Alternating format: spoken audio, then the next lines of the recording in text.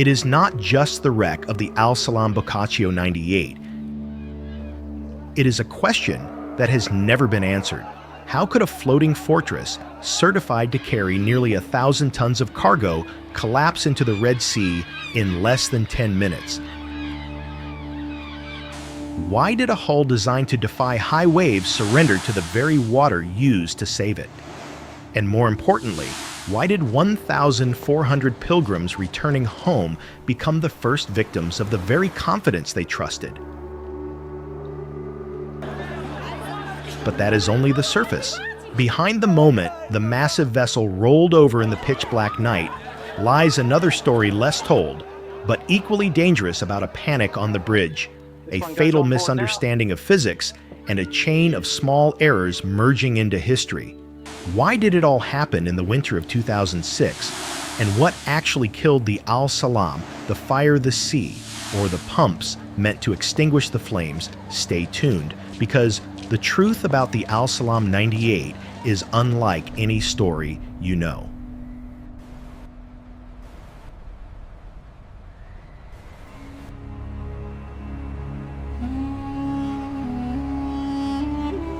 February 2nd, 2006. The port of Dubai, Saudi Arabia, was not merely a transit point. It was a festival of anticipation. Under the sodium vapor floodlights, the air tasted of diesel fumes, cheap tobacco, and the electric hum of 1,000 dreams waiting to go home. For the 1,400 passengers crowding the terminal, this was not just a ferry ride across the Red Sea. It was the finish line of a marathon.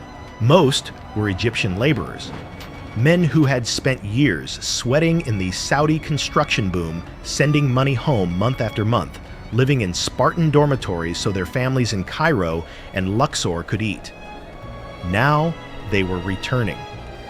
Their pockets were heavy with hard currency, and their luggage was bursting with blenders, televisions, and toys for children who had grown taller since they last saw them.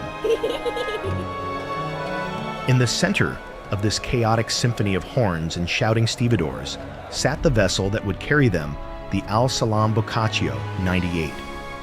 She was a massive creature of steel, originally born in Italy, a ferry with a pedigree. To the eyes of the workers looking up from the dock, she was magnificent. She stood 4 decks high, a white cliff face illuminated by the harbor lights promising speed, warmth, and safety. She was a bridge of iron connecting the desert to the Nile. The passengers saw the fresh paint and the radar arrays spinning lazily in the night sky. They saw a modern machine, a marvel of engineering that made the treacherous Red Sea look like a paved road. They did not see the geometry. They did not see that the ship had been modified from her original Italian design with extra decks added like layers on a wedding cake, pushing her center of gravity higher, making her top heavy. They admired the height of the white superstructure, unaware that the higher the steel climbs, the harder it fights to stay upright against the pull of the deep. The loading process was a marvel of efficiency and excess. The stern ramp dropped with a heavy metallic clang, opening the mouth of the ship. Into this steel belly drove a relentless stream of vehicles. Toyota pickups loaded with furniture sedans, packed with suitcases, and commercial trucks carrying cargo. The car deck became a labyrinth of metal and rubber, packed bumper to bumper, a Tetris game played with tons of machinery. Inside the ship, the atmosphere was festive. The air conditioning hummed a low, comforting note, scrubbing away the desert heat. In the cafeteria, the smell of brewing tea and heated bread began to waft through the corridors. Families staked out corners on the upper decks, laying out blankets and sharing food. Men laughed, counting the hours until they would see the lights of Safaga. There was no fear here. Why would there be? The sea was calm.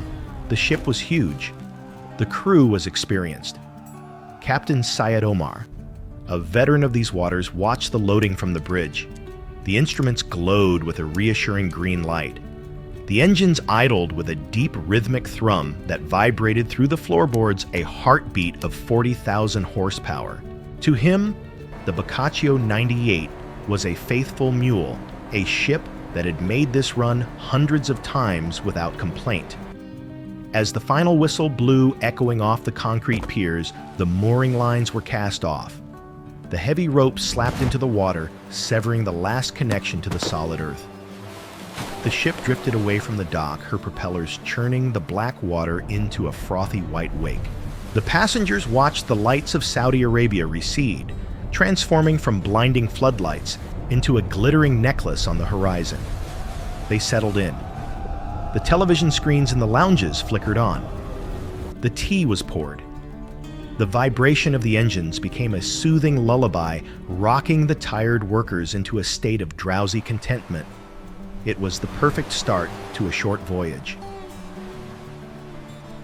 The weather report was clear. The stars were out. Deep below the waterline in the cavernous garage deck, the cars were silent. The heavy truck sat motionless, chained to the deck plates. Beneath their tires, the small drainage scuppers, the ship's only defense against accumulating water, sat quietly in the shadows, waiting for a flow that no one believed would ever come. The Al-Salam Boccaccio 98 pushed forward into the open water, a brightly lit city floating in a void of perfect darkness. The world was warm, the coffee was sweet, and the steel was strong. Everything was exactly as it should be.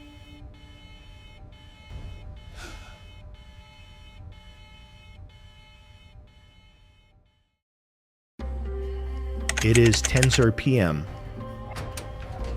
90 minutes into the voyage. The Boccaccio 98 is 20 miles off the Saudi coast. The Red Sea is a flat black mirror. On the car deck, deep in the belly of the ship, a sensor detects a spike in temperature. It is small at first, a wisp of gray smoke curling up from a truck loaded with luggage. It smells of burning plastic and smoldering fabric. The alarm screams on the bridge, a sharp digital shriek that cuts through the quiet murmur of the helm. The crew reacts instantly. This is what they are trained for. They grab the fire hoses. They sprint down the steel stairwells, descending into the garage. The smoke is thick now, an oily black fog that stings the eyes. They cannot see the source of the fire, only the orange glow pulsing behind a wall of parked cars. They open the valves. This is the moment the trap springs.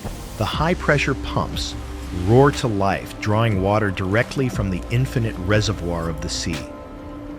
As the crew sprays gallons of salt water onto the flames, they believe they are fighting a fire. They do not realize they are feeding the ship a poison. The water hits the deck. It hisses, turning to steam. But the fire is stubborn. It hides inside the tightly packed cargo. So they pump more and more. The hoses thunder, vibrating in the crew's hands like living things. But there is a problem. The drainage scuppers, the small holes designed to let water escape back into the sea, are blocked. Maybe by trash, maybe by cargo shifting in the heat. The reason doesn't matter. The result is physics in its deadliest form. The water does not leave, it accumulates. It pools around the tires of the trucks. It rises to the ankles, then the knees. The garage deck is transforming into a swimming pool. Physics calls this the free surface effect. When water is trapped inside a moving object, it acts like a liquid sledgehammer. It does not sit still, it sloshes. Thousands of tons of water begin to slide back and forth, with every subtle roll of the ship gaining momentum, waiting for the perfect moment to strike. On the upper decks, the passengers are unaware.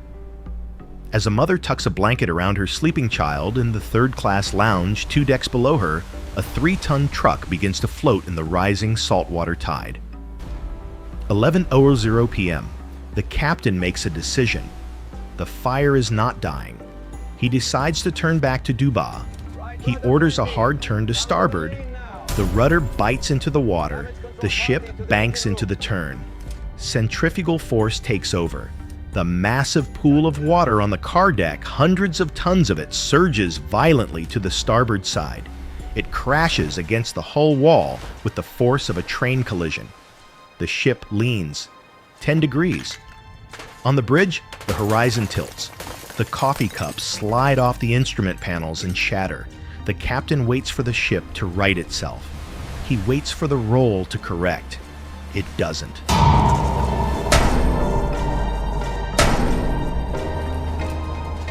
The Boccaccio 98 hangs there suspended in an unnatural lean.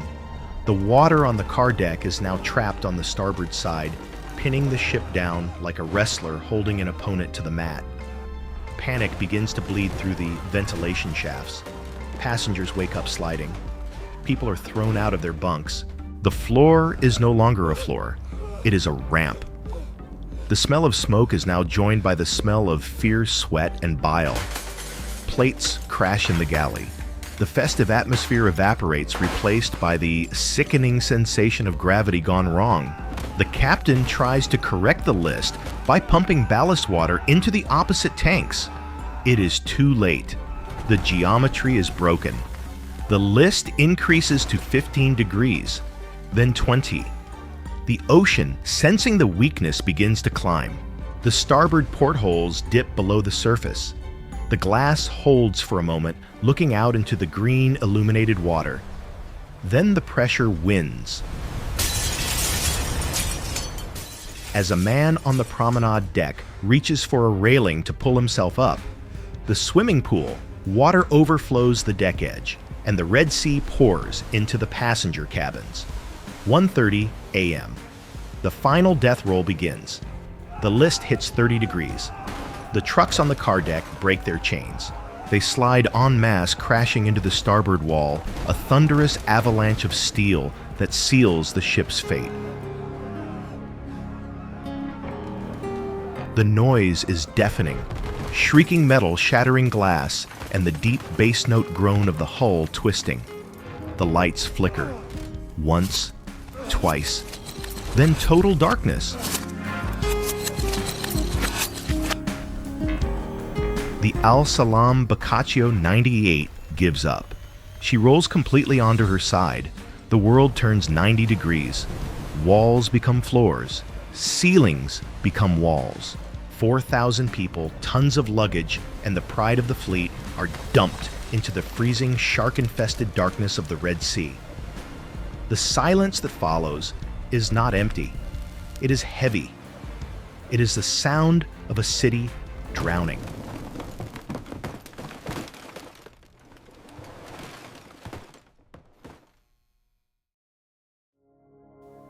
The sun rose over the Red Sea on February 3rd, bringing light but no warmth. It revealed a surface that looked terrifyingly ordinary.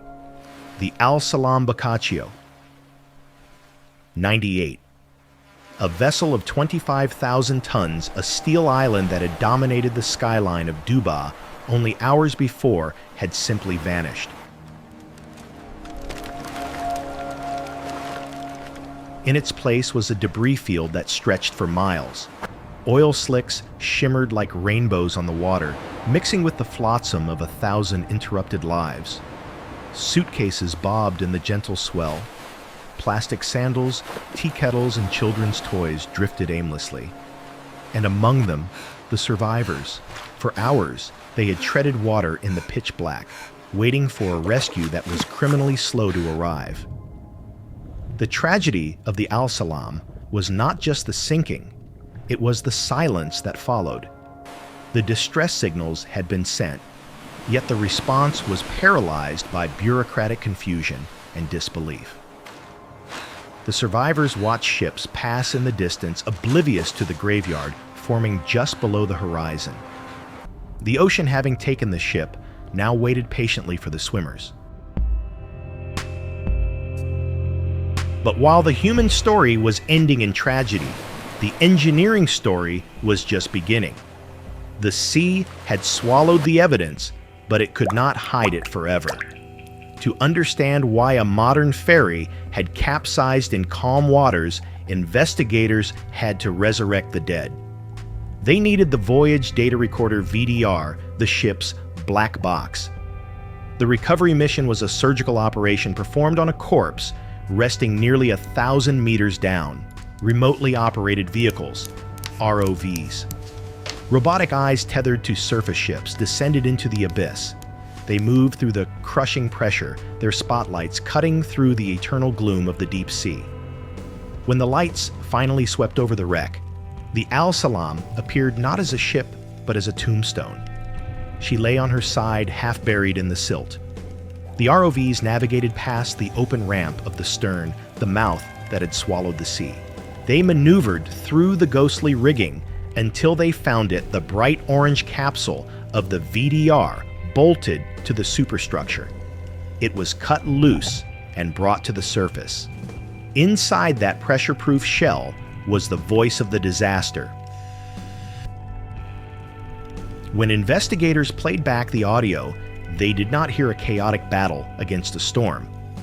They heard a confusion that was far more chilling. The bridge recordings revealed a crew fighting a phantom. They were obsessed with the fire, focused entirely on the smoke rising from the car deck. The captain's voice was calm at first, then increasingly bewildered. The recordings confirmed the fatal timeline. The crew had activated the high-capacity fire pumps. They had unleashed a deluge of seawater to drown the flames. It was standard procedure, but it relied on one critical mechanical assumption that the water would drain out. It didn't. The investigation revealed the microscopic detail that killed the macroscopic machine. The drainage scuppers on the car deck, small, unassuming holes meant to let water flow back into the sea, were clogged. Perhaps it was debris from the fire-melted plastic, or simply trash accumulated over years of neglect. It didn't matter. The scuppers were choked. The pumps were pushing water in at a rate of tons per minute. The drains were letting zero out. The audio captured the specific moment the physics turned against them. The first officer noted the list. The captain, believing the ship was just unbalanced by the turn, ordered ballast transfer. He was trying to treat a stability problem like a weight distribution problem. He didn't realize that he wasn't fighting weight. He was fighting fluid dynamics.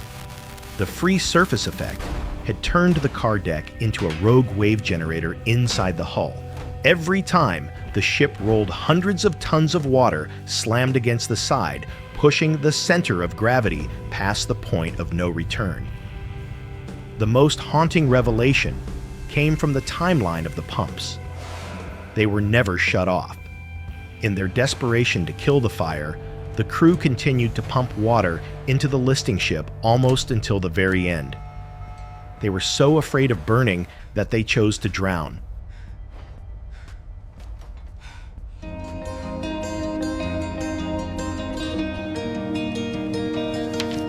On the seafloor, the clock in the passenger lounge remained fixed to the wall, its hands stopped forever at 1:33 a.m. ticking for an audience of ghosts. The autopsy of the Al-Salam Boccaccio 98 concluded that the fire was survivable. The ship was not destroyed by the flames. She was destroyed by the very mechanism designed to save her.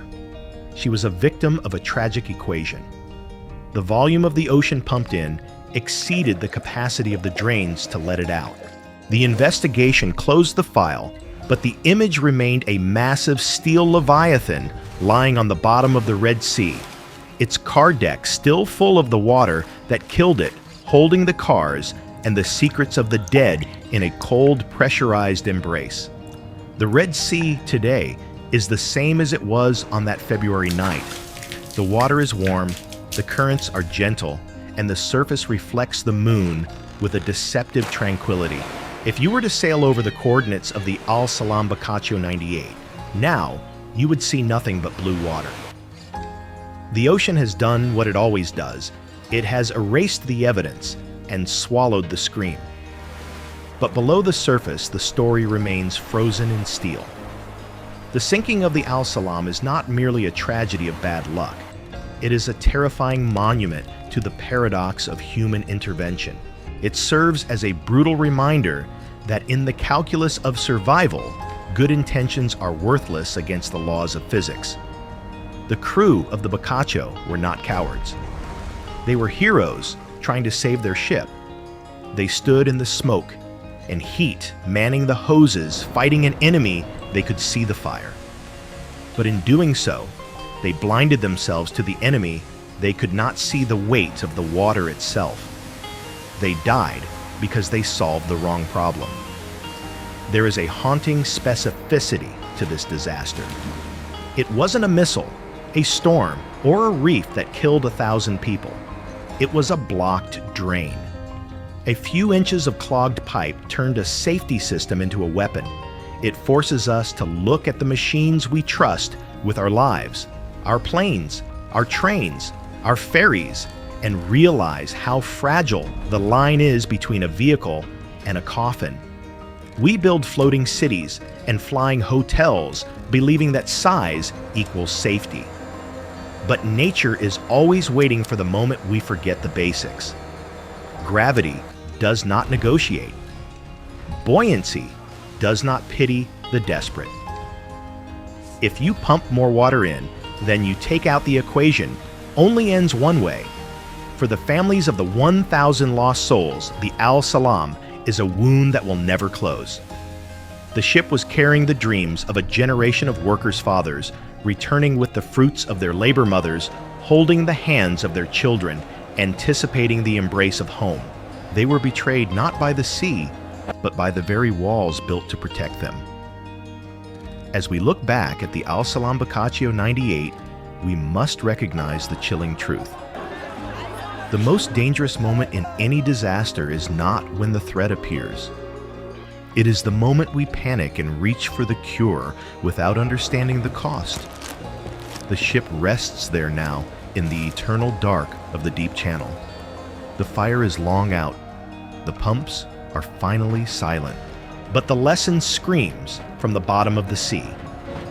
Do not fight the fire if you are not ready to handle the flood.